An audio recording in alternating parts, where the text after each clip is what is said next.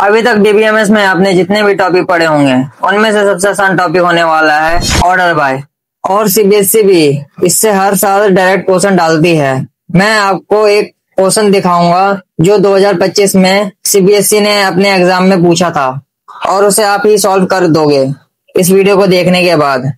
Hi friend, मैं हूं ऋषिकेश और आप देख रहे हैं इजी प्रो लैब, जहां हम कोडिंग और डाटाबेस को इतना आसान बनाते हैं कि आप एग्जाम में टॉपर बन जाओ। तो चलो शुरू करते हैं। सबसे पहले मैं यहाँ पे एक टेबल बना लेता हूँ और उस टेबल में कुछ डाटा को डाल लेता हूँ जो आप अपनी स्क्रीन पे देख सकते हो। मैंने यहाँ पे एक स्टूडेंट टेबल बनाई है और उसमें 8 लोगों का डाटा डाला है। मैंने ये टेबल इसलिए बनाई है ताकि मैं इसी टेबल के माध्यम से आपको ऑर्डर बाय बता सकूं कि ऑर्डर बाय कैसे काम करता है। ऑर्डर बाय जैसे नाम से क्लियर है, किसी भी पैटर्न या किसी भी सीक्वेंस से रिलेटेड चीजें के बारे में हम बात करने वाले हैं। हम किसी भी डाटा को किसी भी टेबल में डालते हैं तो वो उसी सीक्वेंस में डलता है जिस सीक्वेंस में हम डालते हैं। यानी अगर मैंने रोल नंबर 2 पहले डाला है तो रोल नंबर 2 पहले ही मुझे मिलेगा। अगर मैंने रोल नंबर 1 लास्ट में डाला है तो रोल नंबर 1 मुझे लास्ट में मिलेगा। इसका मतलब वो ना किसी भी पैटर्न को फॉलो नहीं करता है जब भी हम डाटा को डालते हैं। अगर हमें असेंडिंग ऑर्डर में या डिसेंडिंग ऑर्डर में डाटा चाहिए तो हम ऑर्डर बाय का यूज करेंगे। ऑर्डर बाय को हम 3 तरीके से यूज कर सकते हैं। पहला तरीका है असेंडिंग, दूसरा तरीका है डिसेंडिंग और तीसरा तरीका है असेंडिंग और डिसेंडिंग दोनों एक साथ। हम तीनों पे एक एक करके बात करेंगे। उससे पहले मैं आपको ऑर्डर बाय का सिंटेक्स दिखा देता हूँ। आप अपनी स्क्रीन पे देख सकते हो ऑर्डर बाय का syntax. Select column name from table name, order by column name, ascending या डिसेंडिंग सेमी कॉलम। सबसे पहले हम जान लेते हैं असेंडिंग ऑर्डर के बारे में। असेंडिंग ऑर्डर छोटे से बड़े की तरफ जाता है, यानी ए से जेड की तरफ और 1 से लेकर एंड तक, जहां तक वो नंबर चल रहा है। अब हम देखते हैं असेंडिंग ऑर्डर का इस्तेमाल हम कैसे करते हैं। मैंने यहाँ पे एक क्वेरी लिखी है, select all attribute from student, order bye marks ASC semi column. अगर आप ASC नहीं लिखते हो तो भी ये काम करेगा क्योंकि बाय डिफॉल्ट असेंडिंग ऑर्डर में हमें डाटा प्रोवाइड करता है। मैं दोनों आउटपुट आपको दिखा देता हूँ आपकी स्क्रीन पे। आप देख सकते हो दोनों का आउटपुट सेम ही आया है। ठीक है, आप ASC लिखो या ना लिखो, बात एक ही है। ये by default he ascending order में हमें आउटपुट देता है। आप इसे नाम के साथ भी इस्तेमाल कर सकते हो। मैं यहाँ पे क्वेरी दोबारा लिखता हूँ, select all attribute from student, order by name semi column. इस क्वेरी के अकॉर्डिंग होगा क्या, A से शुरू होने वाले नाम पहले आएंगे और Z से शुरू होने वाले नाम लास्ट में आएंगे, यानी A से लेकर Z तक चलेगा। यहाँ पे मैं आपको इसका आउटपुट दिखा देता हूँ। आप देख सकते हो A से शुरू होने वाला नाम पहले है और यहाँ पे Z नहीं था तो आखिरी लेटर है हमारा इसमें V, तो V से शुरू होने वाला नाम लास्ट में है। तो आप देख सकते हो कि हम असेंडिंग ऑर्डर का इस्तेमाल अल्फाबेट और नंबर दोनों के लिए ही इस्तेमाल कर सकते हैं। अब हम चलते हैं डिसेंडिंग ऑर्डर पे। डिसेंडिंग ऑर्डर कैसे काम करता है। डिसेंडिंग ऑर्डर बड़ा को ऊपर लेके आएगा और छोटे को नीचे लेके जाएगा, यानी बिग टू स्मॉल की तरफ ये चलेगा।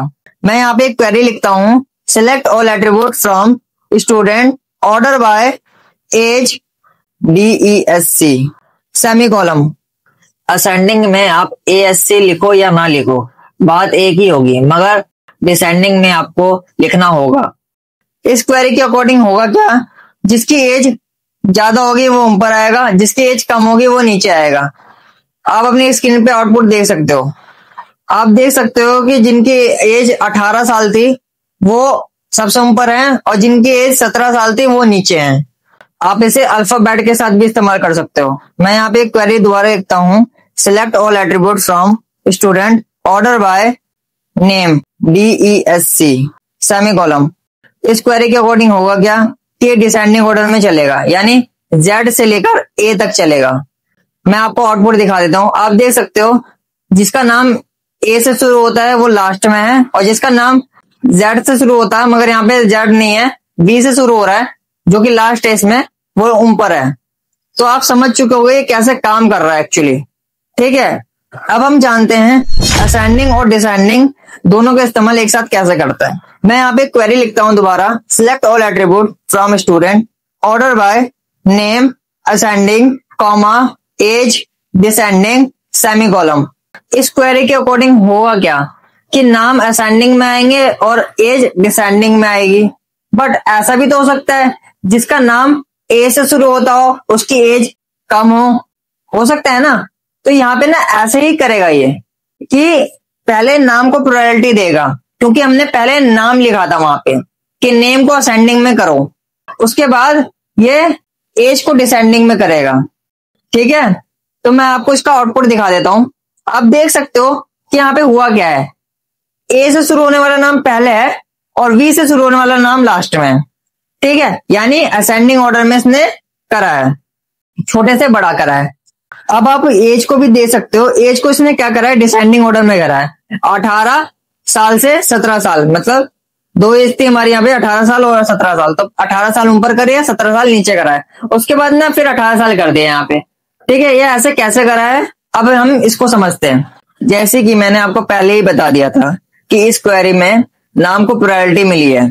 हमने नाम कॉलम को पहले लिया था, इसलिए नाम को प्रायोरिटी मिली। अगर हम एज कॉलम को लेते तो एज को ही प्रायोरिटी मिलती।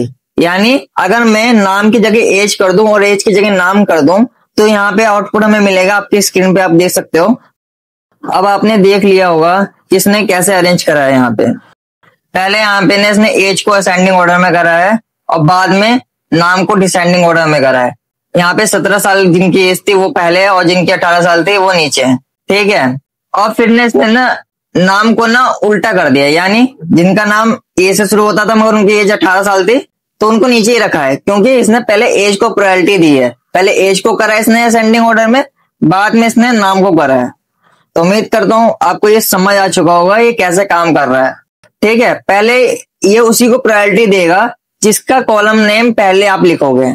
मैंने यहाँ पे पहले नेम लिखा था पहले वाली क्वेरी में, तो इसने नेम को प्रायोरिटी दी थी। अब मैंने एज कर दिया तो एज को प्रायोरिटी दी इसने। अब जिस कॉलम का नाम पहले लिखोगे वो उस कॉलम को प्रायोरिटी देगा, उसके बाद सेकंड कॉलम को प्रायोरिटी देगा। तो उम्मीद करता हूं आप समझ चुके होंगे असेंडिंग और डिसेंडिंग दोनों का इस्तेमाल एक साथ कैसे करा जाता है।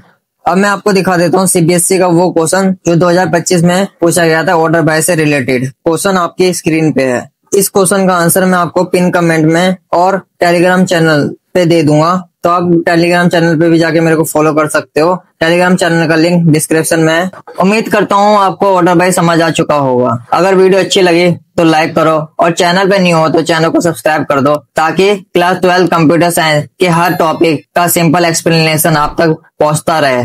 चलो दोस्तों, आज के लिए बस इतना ही। नेक्स्ट वीडियो में और इंटरेस्टिंग टॉपिक के साथ मिलते हैं। तब तक के लिए keep learning, keep coding with easy pro lab.